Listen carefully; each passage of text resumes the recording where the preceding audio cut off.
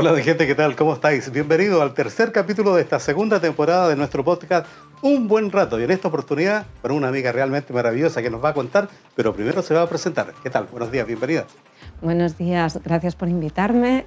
Pues mi nombre es María Merino, y soy psicóloga, escribo y trabajo en la Fundación Miradas como directora técnica y en la Asociación Autismo Burgos, en el programa PITEA, que es de apoyo a personas autistas sin grandes necesidades de apoyo, desde el año 2006.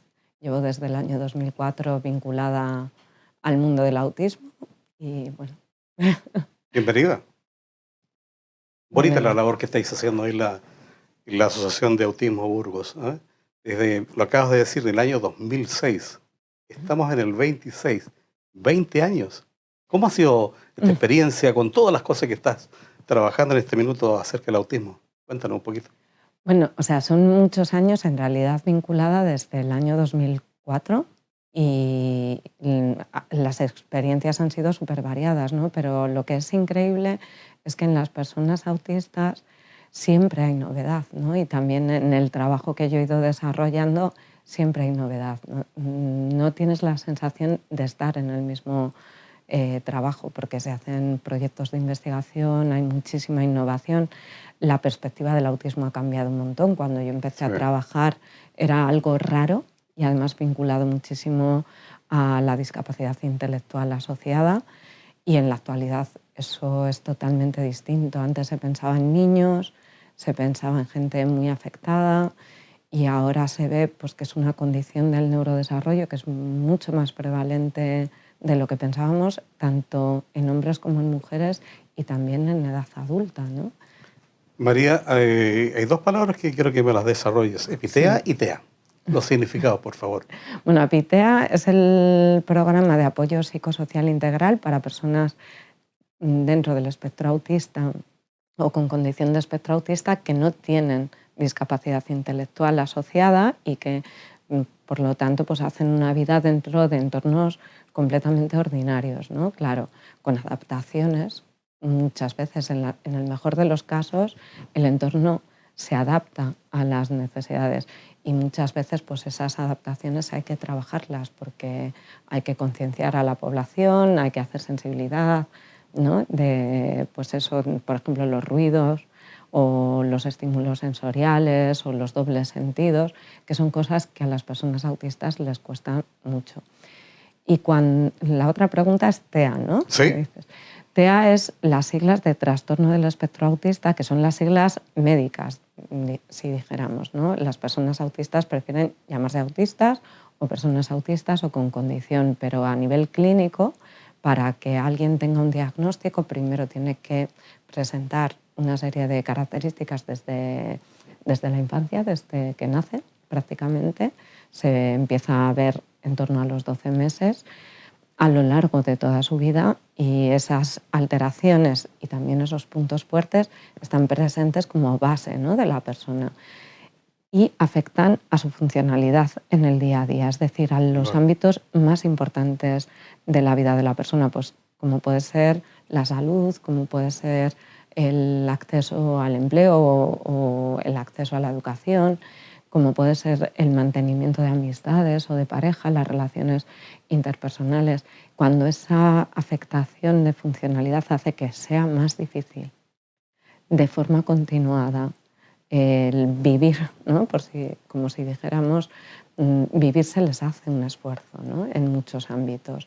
Cuando esa funcionalidad está afectada, estamos hablando de una condición clínica, y ahí se pone la palabra trastorno del espectro autista, que la comunidad autista pues cada vez más lo rechaza porque tiene muchas connotaciones negativas y prefieren perspectivas neuroafirmativas, o sea, perspectivas que lo que apoyen es que hay diversidad humana y que toda la diversidad es bienvenida. María, aquí en el caso de Burgos estamos hablando de... ¿Hay alguna cifra aproximada de pacientes que están, digamos, ustedes atendiendo en en la asociación? Hay cifras exactas de la Asociación Autismo Burgos. La verdad es que yo no me las conozco exactamente, pero te podría decir No, pero más o menos un margen para en tener una idea. ¿Sí? torno a 600 personas se están atendiendo. ¿Estamos hablando de Burgos o de la provincia? Burgos y provincia, porque la Vale. asociación tiene varias delegaciones. Tiene delegación en Aranda de Duero, tiene también una delegación norte en Merindades, tiene una delegación en Miranda. Entonces, estas 3 delegaciones de alguna manera ayudan también a cubrir las necesidades que no están en todas las personas que viven directamente en la ciudad. María, ¿cómo nace y que hayas tomado esta decisión de hacer esta labor tan bonita de estar ahí ayudando, entregando conocimiento, aportando a la familia, a los pacientes? ¿Cómo nace? Pues mira, la verdad es que por casualidad. O sea, no es que yo llegue al autismo porque me formé durante la carrera. Bueno, yo estudié psicología, luego psicopedagogía y luego ya sí me especialicé con un doctorado. Pero cuando estaba estudiando psicología a mí me interesaba mucho el trastorno mental grave, que es donde más formación pues, adquirí durante los años en los que tú eliges, ¿no? lo que quieres luego hacer. Pero las prácticas las hice en Autismo Burgos porque era la organización que mejor funcionaba. Mira. Entonces, pues me acuerdo ir un día por la tarde al centro de día, encontrarme con Conchita, que es la gerente, y decirle, yo quiero hacer prácticas aquí, y me derivó al colegio con Javier Arnaiz, que es el director técnico de esa asociación, y ahí empecé, ¿no?, a hacer las prácticas y me encantó. O sea, me chifló muchísimas cosas. Te cautivó desde un principio, entonces. ¿Ah? Sí, yo creo que te enamoras, ¿no? ¿Sí? Mira qué bonito el término. ¿Sí? Creo que hay eso, como una fusión, sobre todo, pues hace 20 años la gente que trabajaba en autismo era muy vocacional.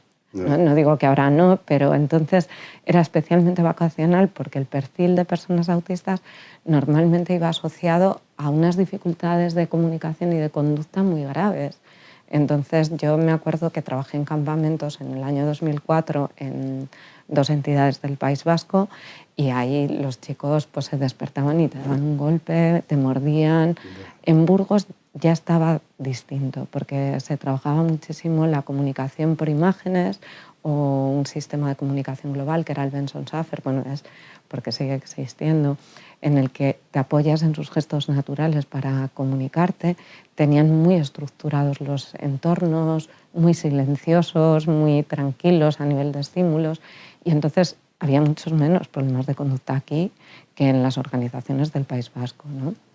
Que igual no habían trabajado pictogramas, no, eran asociaciones con muchísima más gente, mucho ruido, mucha variación de personal, pero aún así lo que te encontrabas era un desafío para tu mente casi continuo. Yo recuerdo un chaval que estaba como intentando colocar las cortinas y venía el viento y se las descolocaba. Y entonces esto, claro, él no entendía que era el viento que se lo estaba descolocando y necesitaba como un orden y se estaba angustiando muchísimo, ¿no? Y yo lo observaba y claro, obviamente cierras la ventana, pero te quedas con la sensación de qué sensibilidad a los pequeños detalles, qué necesidad como de orden en el mundo. Y luego me acuerdo que había 8 personas en aquel momento con lo que se llamaba Asperger, que era el autismo sin discapacidad intelectual, y yo estaba en una sala y cuando entraban decía hola y no me contestaban. Y pensaba, pues claro, yo era una chavalilla, ¿no? Y pensaba, jo, con el carisma que tengo y no me contestan, pasan de mí total. Y entonces a mí esto me suponía un reto. Pero todo el mundo tiene como su enganche, su historia particular. Los profesionales que había entonces por toda España me parecía gente maravillosa, súper interesante. Y ahí me enganché, pero no era mi tema, ¿no? Ya. María, otra cosa importante también, estuve leyendo que en un principio afecta más a los chicos que a las chicas, o se simula de una forma distinta Cuéntame esa parte que quiero que me la clarifiques tú como buena profesional que eres. Pues mira, han sacado un estudio como hace un mes en el que se estima que es la misma prevalencia, solo que las chicas han pasado súper desapercibidas. Y este ha sido mi tema como más central durante muchos años, porque tuve la suerte de participar en un proyecto europeo, que era el primer proyecto que trataba este tema, que se llama Autism Pink. Fue totalmente también azaroso. O sea, yo siento que uno está y le llegan cosas y a veces pues, está en el sitio acertado, en el momento acertado, y a veces no. Esto es la vida. Como la vida misma. Eso es, esto es la vida. Y entonces a mí con el tema de chicas me pasó. Yo creo que había algo que me llevaba pues, a explorar esto. Para empezar, las chicas que venían a intervención, o sea, cuando yo empecé a trabajar había una chica y 7 chicos. Esta era más o menos la ratio que llegaba, ¿vale? O sea, cada vez que se diagnosticaban 7 chicos, a una chica se la identificaba. Y luego empezaron a llegar algunas chicas más, pero cuando hicimos este proyecto teníamos que hacer grupos de chicas con discapacidad intelectual, que ahí entrevistábamos sobre todo a su entorno, a sus familiares, a sus apoyos, y chicas pues en lo que se consideraba Asperger, que fueran más o menos adultas, que te pudieran contar cómo había sido su vivencia femenina. Y trabajábamos con una entidad súper potente que era la National Autistic Society. Ahí trabajábamos con una mujer que es historia del autismo, Judith Gould, y bueno, con gente bastante relevante. Y les costaba encontrar chicas para esos grupos, o sea, hacían el llamamiento en toda Inglaterra. Esto estamos hablando del año 2010. En el 2010 no se identificaban las chicas autistas sin discapacidad intelectual.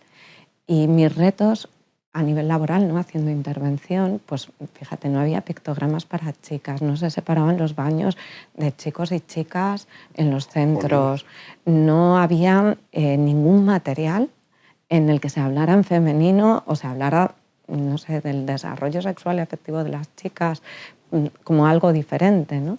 Ni había materiales para trabajar habilidades sociales del contexto pues, de cómo peinarte, cómo vestirte, cómo maquillarte, cosas como más vinculadas a lo femenino. Entonces, cuando tú trabajabas en intervención no tenías nada de referente. Y tampoco las herramientas de diagnóstico ni de detección se habían validado en chicas. Solo había una, que luego en el 2011 hicieron una readaptación los mismos autores, Kofi y Gilbert, y no había nada más. Entonces casi no se hacía investigación que se dividiera por sexos. A partir del año 2015 hasta la actualidad se ha hecho muchísimo, es como que ha crecido un montón y también ha crecido la visibilidad. Pero yo me acuerdo, pues en el año 2011 hice un taller en Madrid sobre sexualidad y me dijeron, ¿puedes hacer uno sobre intervención educativa? Y yo dije, sobre esto hay muchas guías, hay muchas personas que pueden hablar, yo quiero hablar de las mujeres.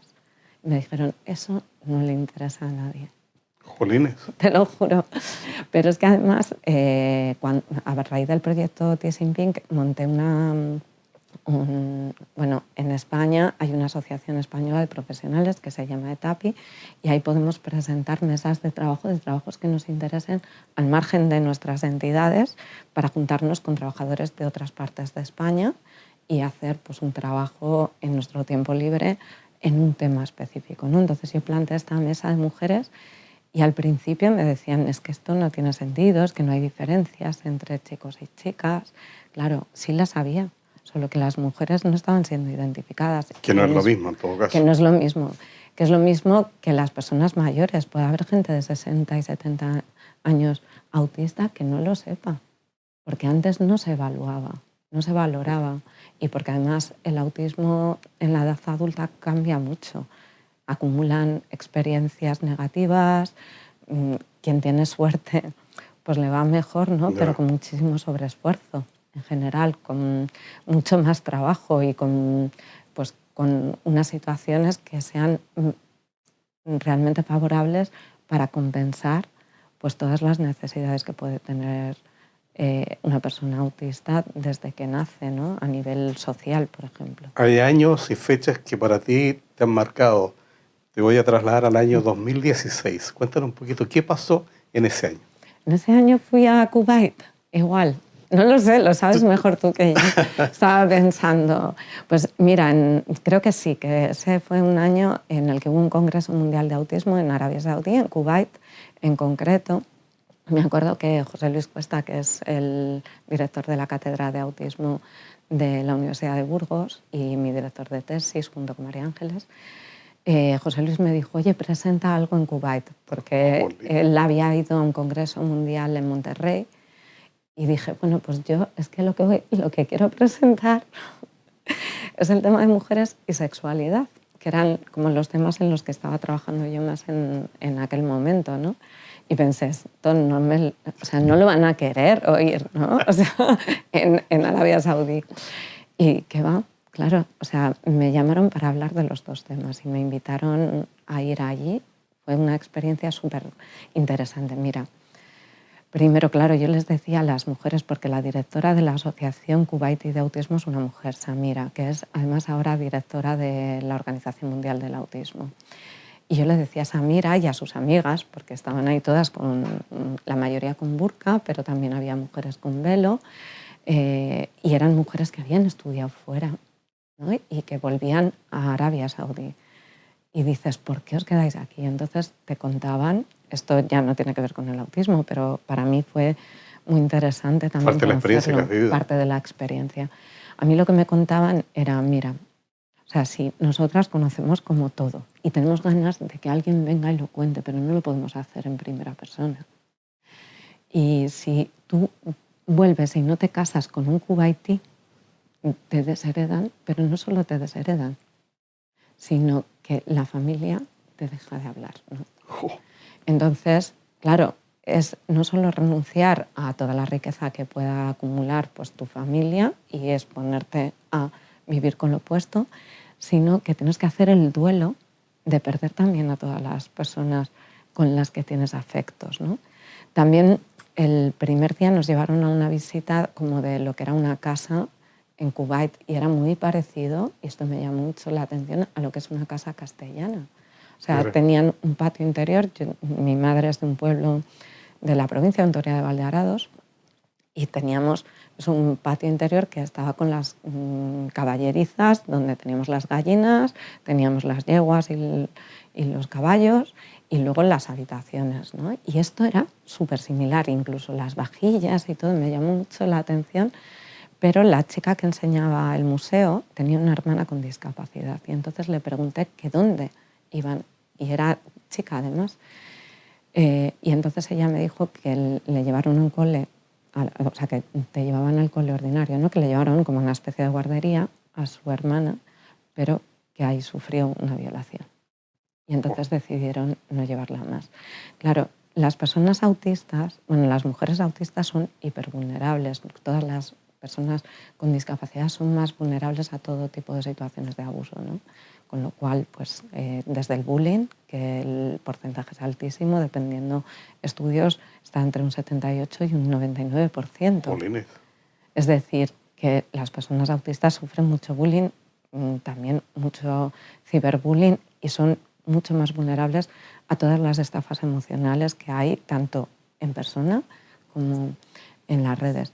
Pero imagínate en una cultura machista en la que además, o sea, los hombres y las mujeres no se pueden tocar, ¿no? O sea, ¿tú qué vas a contar? Pero una mujer autista pues va a tener dificultades para el contacto físico, para soportar la ropa. No sé, tú tienes que ir con un burka o con un velo y tienes alteraciones sensoriales y además no tienes una conciencia porque tienes una discapacidad intelectual profunda o severa, pues vas a tener mucha dificultad para no quitártelo. Hay mucha gente autista que se quiere quitar la ropa porque sensorialmente los leotardos les molestan. Pues bueno, yo pensaba en el burka y decía, esto es imposible, ¿no? ¿Cómo gestionarlo a nivel sensorial? Tiene que ser un esfuerzo brutal. Cuando hiciste la presentación, ¿cómo reaccionó la gente en ese minuto? Pues mira, hubo gente que se levantó y se fue, sobre todo en la sexualidad. Sí. En la de género no, pero en la de sexualidad sí. Claro, o sea, yo adapté la presentación a su cultura, ¿no? Entonces, el primer día recopilé como mucha información, le preguntaba a todo el mundo este tipo de cosas. Pero hubo una mujer que, mira, es que no se me olvidará en la vida esto, Es de los momentos más bonitos que he vivido y, de hecho, yo recuerdo decir allí, qué suerte tengo, porque cuánta gente puede tener como la fortuna de dedicarse a algo que le gusta y que le lleve a vivir estas experiencias y a viajar por otros entornos. Esta mujer lo que hizo fue, me llevó al baño. Allí los baños son como casas, no sé, son una cosa enorme. Todo grande. Súper grande, ¿no? El baño era un hotel, no sé si de lujo o no, o sea, a mí el que me llevaron, pero a mí me parecía súper lujoso eso, ¿no? Pero claro, era un lujo porque también las veías con el burka, pero zapatos con diamantes. Dices, ya, pero ¿de qué te sirve esto, no? O sea, si no tienes libertad. Y esta mujer con su burka estaba con su pareja y me pidió que la acompañara al baño, ¿no? Él se fue y le dio su móvil a otra chica y se bajó el burka, me cogió de la mano y hizo así. Y entonces esto para mí fue como, wow, Inolvidable. ¿sabes? Inolvidable. Como tienen ganas de libertad. Y luego había otra cosa que era como muy bonita, que era la sororidad entre ellas, que realmente o sea, tú entrabas en los baños y ahí las mujeres eran libres, ¿no? Fuera de los baños no, porque estaban los hombres, pero dentro de los baños había sofás, pues como aquí, ¿no? Se podía hablar y eran libres. Bueno, esto era súper interesante a nivel de cultura.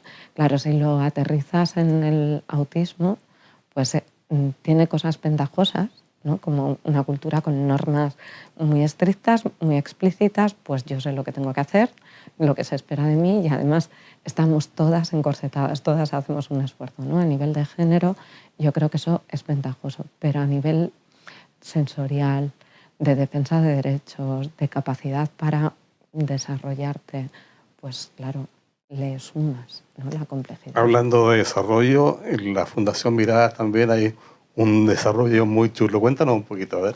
Mira, la Fundación lleva 10 años, la asociación lleva más de 40, casi 45 años. Creo, si no me equivoco, espera que celebramos los 45. Vamos, desde los 80. Bonito cumple, ¿no? Muchos años. Esto en la asociación yo llevo mucho menos, ¿no? Desde el 2006, 20, pero la asociación tiene como el doble de recorrido. Y la fundación tiene la mitad, llevan 10 años desarrollándose. La fundación nace con el objetivo, es como una fundación tutelar de curatelas, con el objetivo de proteger en la medida de lo posible jurídicamente a las personas autistas y especialmente cuando no tengan las personas que les protegen, ¿no? Sus padres pues se hacen mayores, las personas autistas se hacen mayores y va a haber muchas personas que tienen que tener una protección de su patrimonio, pero también de su vulnerabilidad como personas, ¿no? Y esa función, pues los padres la ejercen todo lo que pueden, pero no son eternos. Entonces nace como con ese objetivo. Y luego el desarrollo, las vías de desarrollo, además de esta protección jurídica, son el desarrollo de proyectos de innovación. Y ahí tenemos un programa de detección temprana que se llama Bebé Miradas, que pues lleva ahora unos años también transfiriéndose a nivel nacional y que tiene una proyección, sobre todo en Latinoamérica, pero tiene una proyección internacional, que lo que hacemos es detectar tempranamente, pues aquí en el Hospital de Burgos se hace un programa de cribado en el que pueden participar bebés control, o sea, que no tengan ninguna alerta, ¿no? O sea, no tener ningún familiar directo autista. Los controles a nosotros nos sirven para también pues, testear las herramientas, porque hemos desarrollado unos vídeos que se proyectan durante 3 minutos y lo que hacemos es seguir la mirada de los bebés pues para ver si la orientación es más hacia objetos o social, si triangulan bien la mirada, y con la Universidad de Burgos, con el grupo Green UNED, que es un grupo de estadística, hemos desarrollado unos algoritmos de Machine Learning pues para identificar tempranamente cuál es la mirada o el patrón de mirada que nos predice autismo. También se pasan unas escalas de desarrollo y que las rellenen las familias en su casa a través de una app que anonimiza datos, pero los trata de cara a las visitas, y cuando vemos alertas, pues también se hace una pequeña entrevista. Todo esto dura como 20 minutos, ¿eh? Las visitas son de 20-30 minutos, es una cosa muy sencilla. Pero ahí se detecta rápidamente entonces, ¿no? Sí, sirve para poder detectar si hay señales de alerta. No nos interesa tanto cerrar el diagnóstico, que a veces sí se cierra también por dar tranquilidad a la familia, pero a veces simplemente vemos alertas que sabes que interviniendo tempranamente pueden modificar la trayectoria de desarrollo, claro, porque los 3 primeros años son clave para la plasticidad neuronal. ¿Qué les pasa a estos bebés? Que igual miran y sonríen menos, o tienen menos comunicación, más orientación a los objetos que a las personas, y entonces los papás y los adultos y los niños que están alrededor de estos bebés, como tienen menos respuesta, también inician menos. Y al final se refuerza o ahora que los bebés van con las tablets, ¿no? Entonces la orientación es hacia el objeto, no es hacia la persona. Pues lo que hacemos es, cuando detectamos señales de alerta tempranas en las que la comunicación está afectada, pues les derivamos a intervención. Se les da una intervención a los papás de apoyos, cómo mejorar eso, cómo orientar más hacia lo social, cómo jugar de forma más flexible con sus bebés, cómo estimularles en lo comunicativo, ¿no? En la comunicación pragmática, en la sonrisa, en el hacerme esos pequeños entender. detalles que son muy importantes. Sí, y eso empezamos a trabajar lo antes posible. Si se puede con 12 meses, con 12 meses. Si se pudiera con 6, con 6. Porque ese momento el cerebro todavía tiene muchísima plasticidad. Es decir, que podemos seleccionar las conexiones neuronales y hay que aprovecharlo. No hay que decir, bueno, ya lo hará, ¿no? Si los hitos de desarrollo no se alcanzan conforme a lo esperado, es que lo que hay que hacer es estimularlos, porque ese momento es muy clave. Y esto lo saben. En Burgos tenemos una colaboración enorme con pediatría, pero otras ciudades en España no la tienen igual, y lo que queremos es, pues, que esto sea universal, que sea un acceso universal. Mira, te voy a contar algo que no estaba pensado decirte, pero nosotros tenemos un medio de comunicación y siempre me llegan notas de prensa vuestras. Y siempre el equipo, fíjate que nos ha parecido tan interesante lo que estáis haciendo, que nosotros las publicamos. Ahora te lo puedo decir. Qué guay. Pero como nosotros hacemos un trabajo así de difusión, de lo más destacado que tenemos aquí en nuestra ciudad, y la labor que estáis haciendo de la asociación de autismo siempre ha sido maravillosa, y de miradas también. Entonces, cuando nos llegan las notas de prensa, las publicamos, porque nos parece sumamente interesante la labor que hacéis. Eso es un pequeño... No, te lo agradezco, porque además mi compañero... Pero no con ese fin de que me lo agradezcas, no, porque a nosotros nos nace y sentimos que es una labor maravillosa. ¿Qué hay que hacer? Apoyar. Sí, sí. Y como medio de comunicación tenemos esa posibilidad, hay que apoyarlo. O sea, no pensarlo mucho ni darle tanta... Nosotros en ese sentido somos muy resolutivos, o sea, nos gusta bien para apoyar, ¿sabes? Y esta labor que estáis haciendo, maravillosa. Pues te diré que, o sea, que te lo agradezco genuinamente, ya sé que no me lo dices por eso, pero es que además tenemos un equipo de comunicación que es básicamente una persona. Y lo conozco también. Que lo conoces, sí.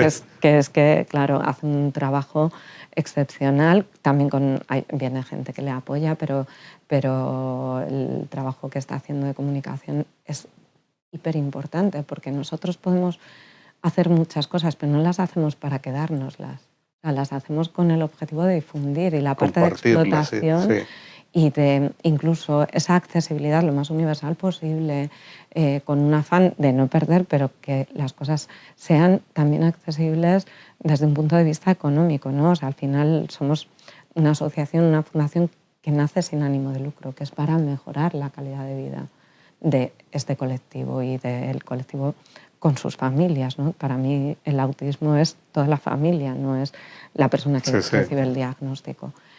Pues es fundamental, o sea, que genial que hagáis esto, lo agradecemos un montón.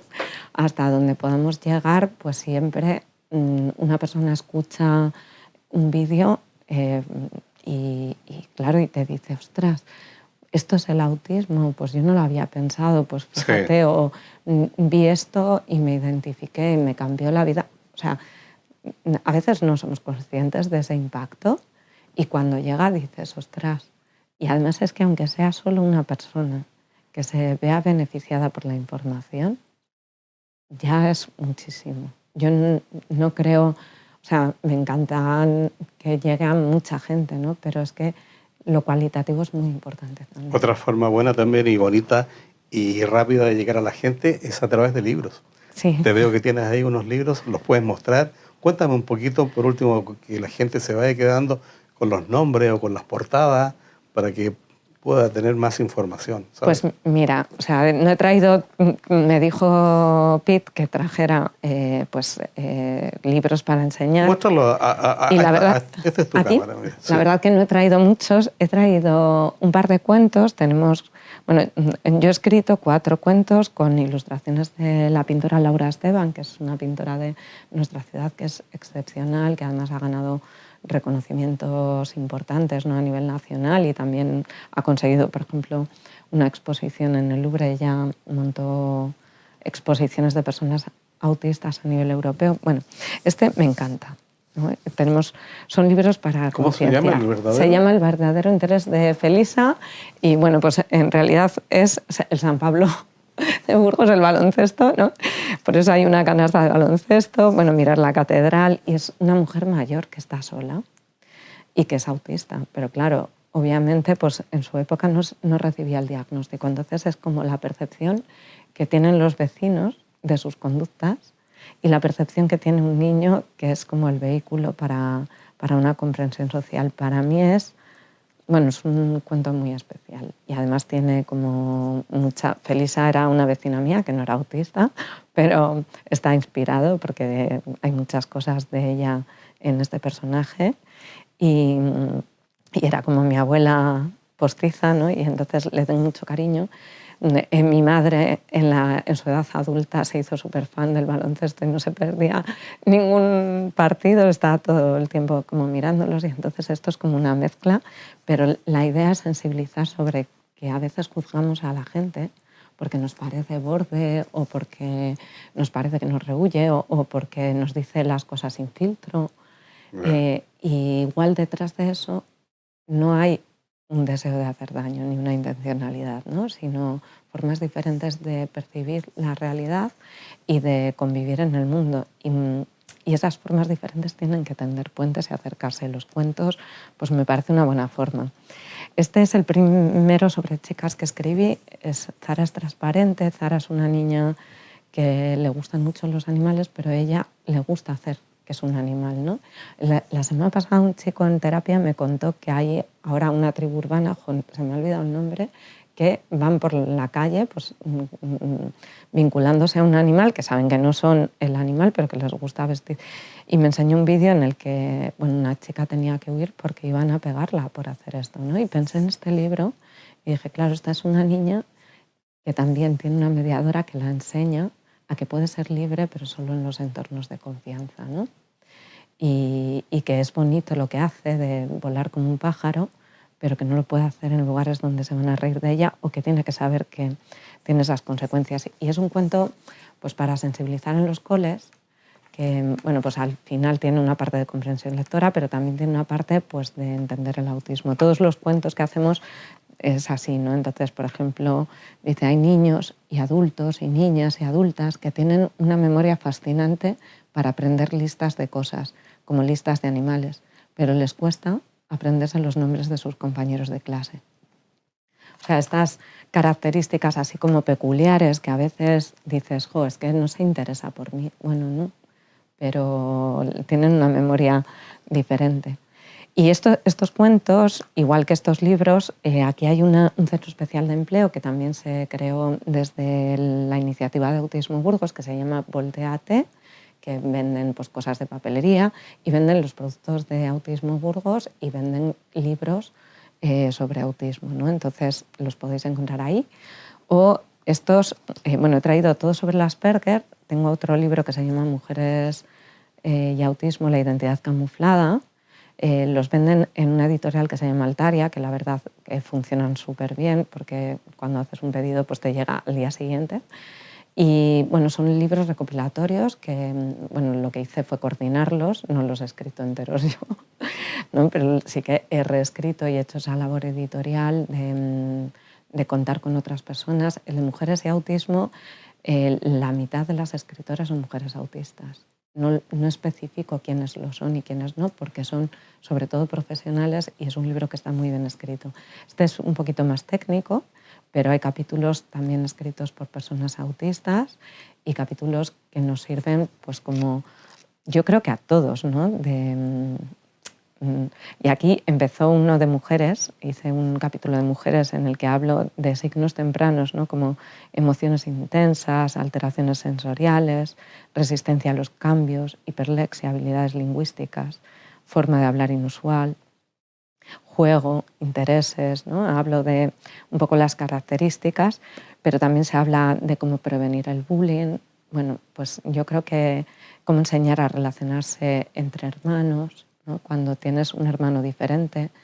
En realidad, lo que mejora la vida de las personas que tienen alguna necesidad más sensible, ¿no? Más especial, mejora la vida de todos. Y esto es algo que yo creo que es como súper importante también. Lo que es importante es lo que estoy sintiendo y percibir la sensibilidad que tienes al hablar, al transmitir, al hacer este tipo de trabajo.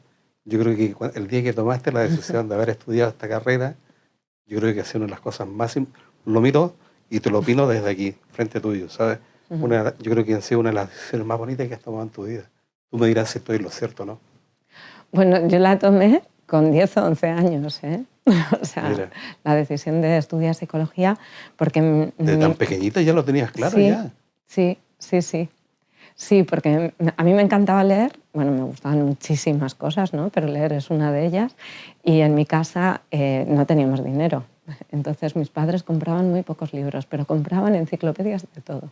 Y mi madre trabajaba en el hospital, entonces había una enciclopedia de medicina.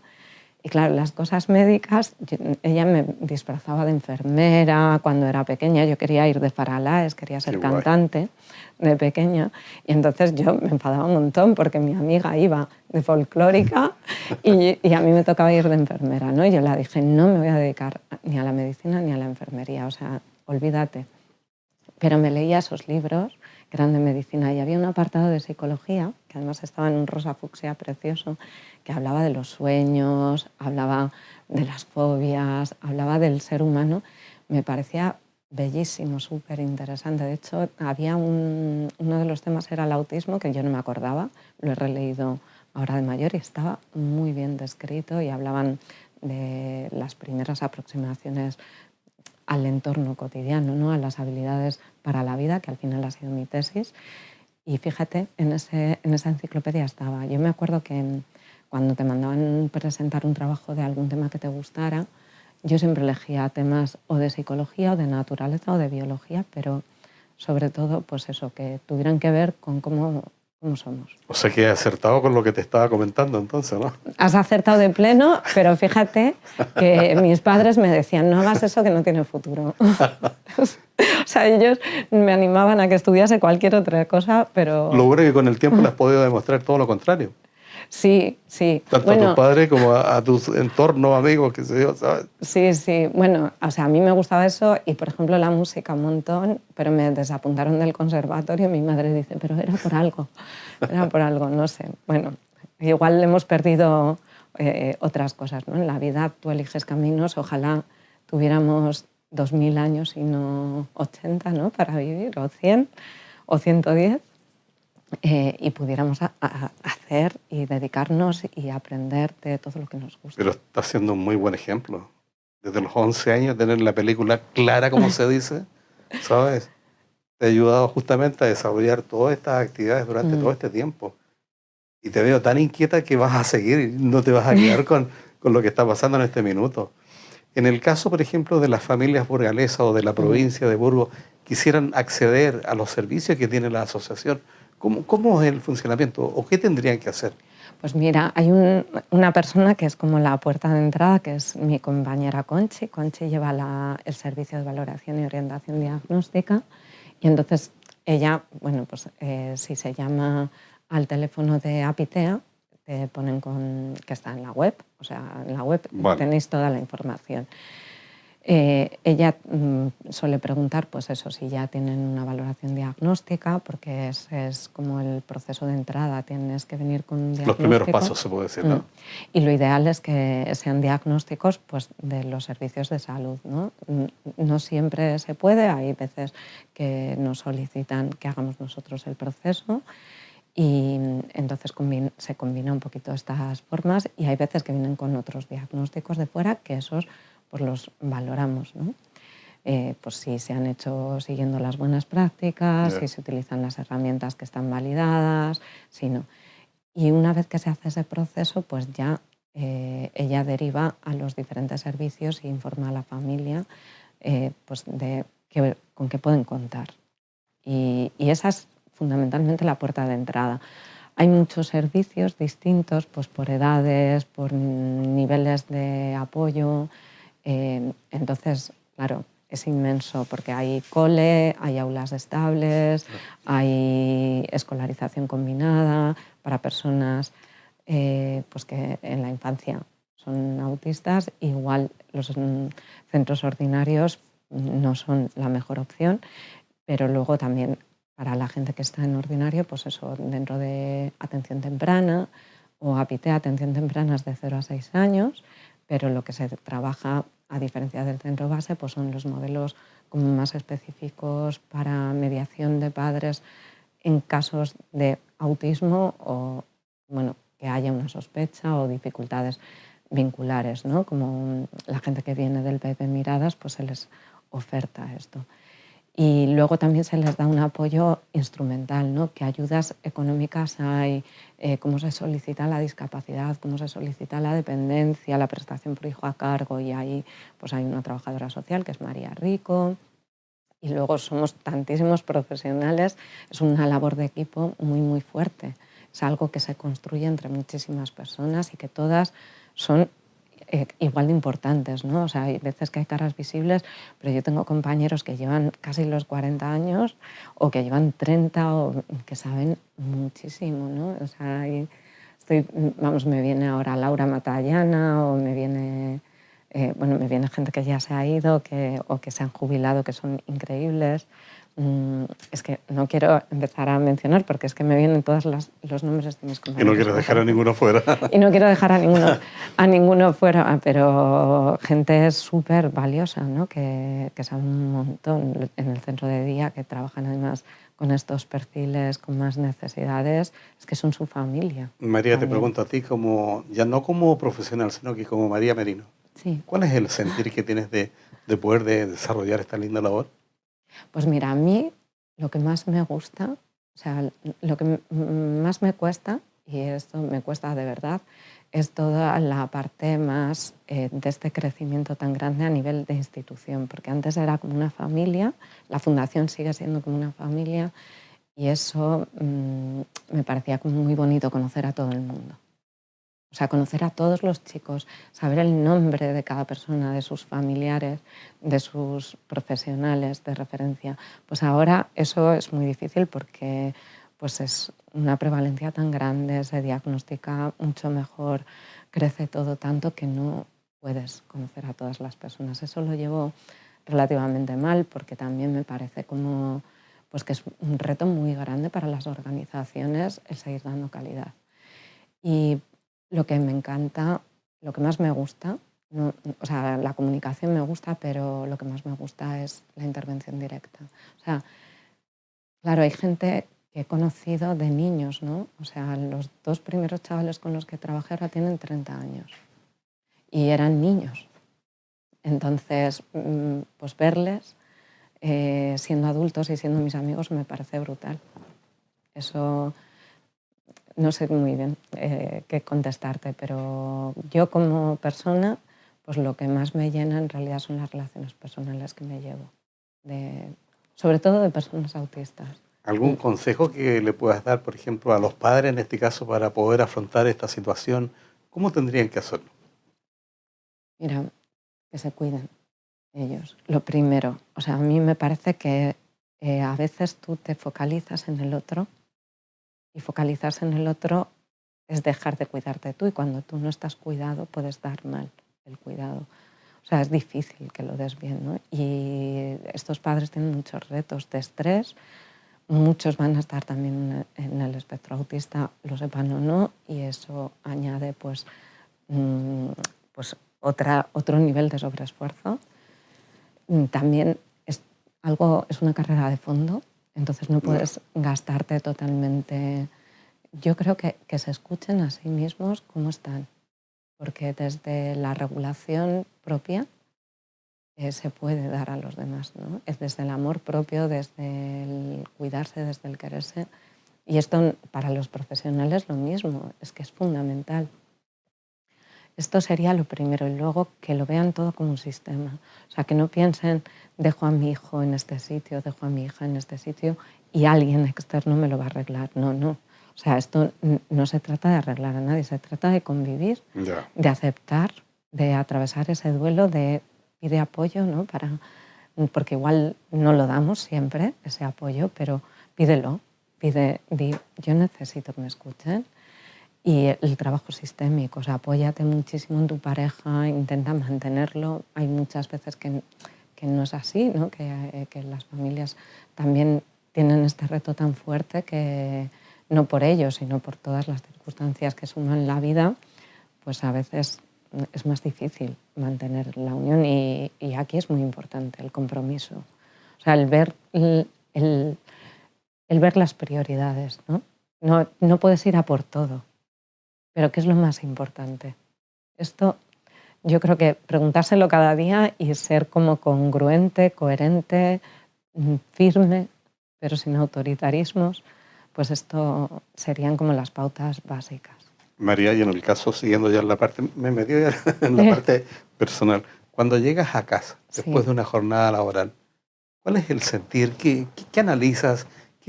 No sé, ¿qué comentas? Pues depende de épocas, ¿sabes? O sea, claro, yo hablo con mi pareja que está súper sensibilizado y me parece como que ese apoyo es muy fuerte, ¿no? Para mí.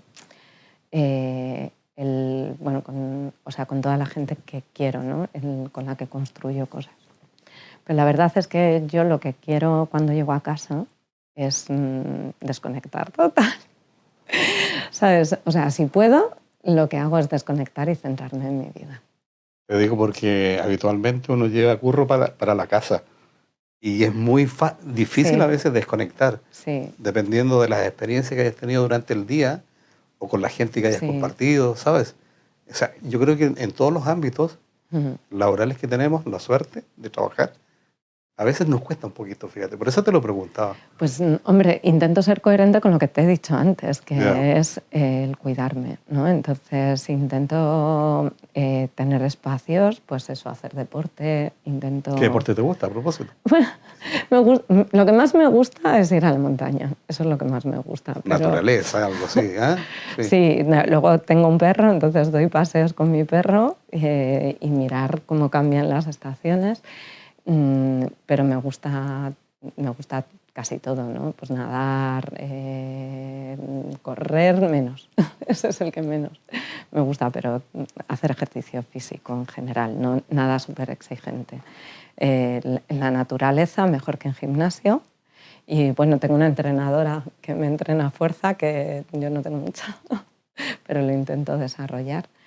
Y luego, por ejemplo, pues a mí particularmente al principio veía series, leía mucho, sigo leyendo, pero intento hacerlo más cuando estoy en modo trabajo que cuando estoy en modo tiempo libre. Te lo preguntaba porque tienes que recargar las pilas para poder, digamos, enfrentar esta labor. Sí. Se gasta mucha energía física, mental. Tengo mucha energía. Sí. Sí, yo soy Eso una te persona. Ayuda, entonces, te ayuda. Soy una persona que me canso muy poco. O sea, es eso de siempre. Creo que eso es una suerte, ¿no? El tener.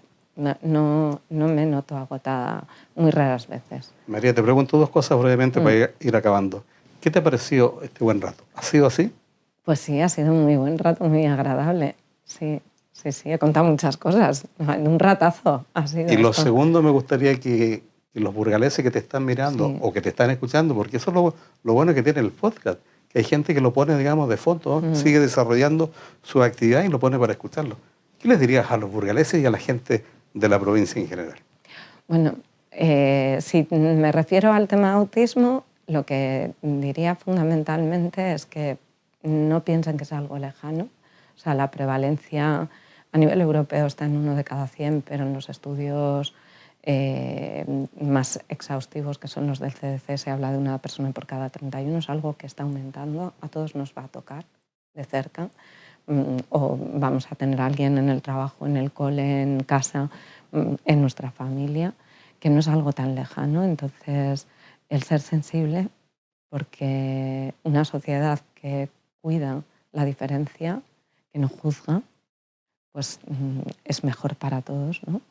Y luego, a nivel, yo como ser humano, pues ¿qué recomiendo? Yo querría que la gente siguiera manteniendo la capacidad de atención. Que si habéis llegado hasta el final, la tenéis, porque ahora lo que se consume son píldoras de 2 minutos, y en las píldoras de 2 minutos uno piensa que sabe mucho, pero está en la superficie. Y lo que mola es la profundidad. Hemos querido ser profundos, hemos utilizado bien nuestro tiempo, que han sido más de 45 minutos. Esta agradable charla que he tenido contigo, María. Solamente te quiero dar la enhorabuena para ti y vuestro equipo, para que se lo transmitas también por esta hermosa labor que estáis haciendo aquí en la Asociación de Autismo Burgos. Y de Fundación Miradas. Y de la Fundación Mirada, que no se nos olvide también que es Sí. una labor maravillosa. Así que mucha suerte y enhorabuena. Mira, aplausos para ti y todo tu equipo. Gracias. Que te vaya muy bien. Muchas gracias, Vicente. Un saludo. ¿Qué puedo decir? Contento, feliz. Eso es lo que quiero decir. Contento y feliz. Autismo Burgos, una labor espectacular que tenemos con grandes profesionales como María. Nos vemos próximamente. Un buen rato. Adiós.